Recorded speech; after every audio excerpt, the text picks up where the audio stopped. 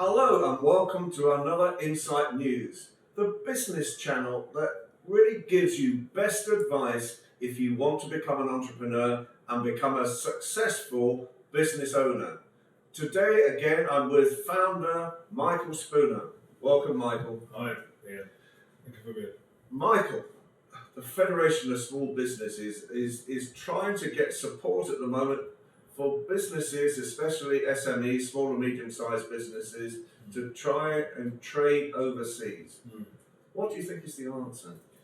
Well, I think there's going to be, government needs to put in place a number of measures because we've had the Brexit, Ian, as you know, 2 years ago we left the European Union, and some of our businesses, in fact 60% of our businesses, are finding it very difficult to deal with the additional trade barriers or restrictions that wasn't there when we were part of Europe that are there now.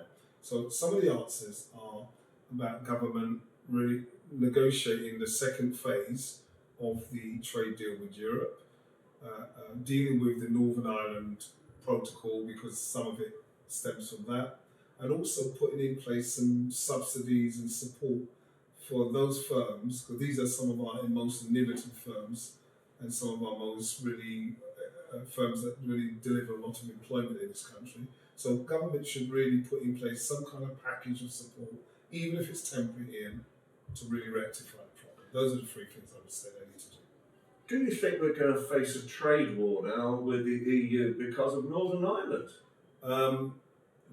I'm hoping not. If they don't trigger Article 16, I hope they don't, but it's perfectly possible that if, in the Queen's speech, the Northern Ireland bill that they've put forward, if that comes to fruition, I suspect Europe will be dealing with Britain in a very hostile or difficult way. So we may have difficult times going forward over the next 12 to 18 months.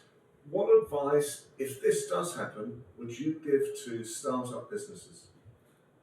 Three things. I want them to, first thing is, again, I come back to the same thing, replan, because of course our relationship with Europe is completely different from 2 years. So plan, expand outside of Europe if you can to other markets, Canada, Australia, America, English-speaking markets potentially, depending on your product.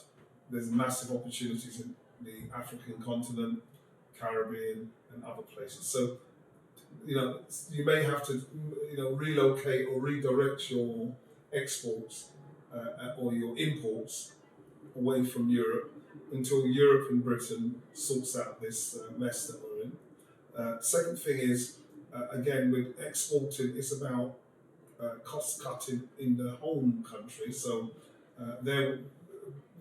any rationalizations, efficiencies that they can do in the United Kingdom, consolidating, streamlining and simplifying, I would say is the next thing they need to do.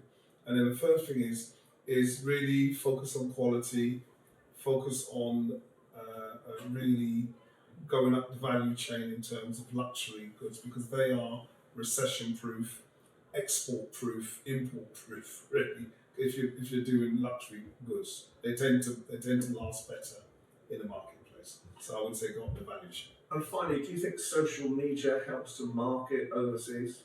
No, I don't think social media. I think. Well, okay, it's a help. You can reach more people at lower cost, but actually, I think traditional, concrete,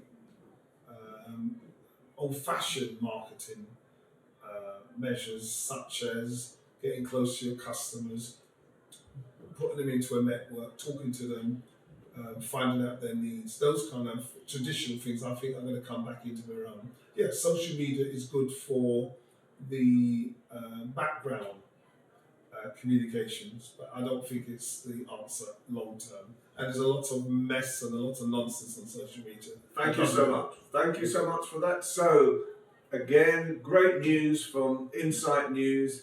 We are the channel to come to if you want the answers to your business questions. Stay tuned.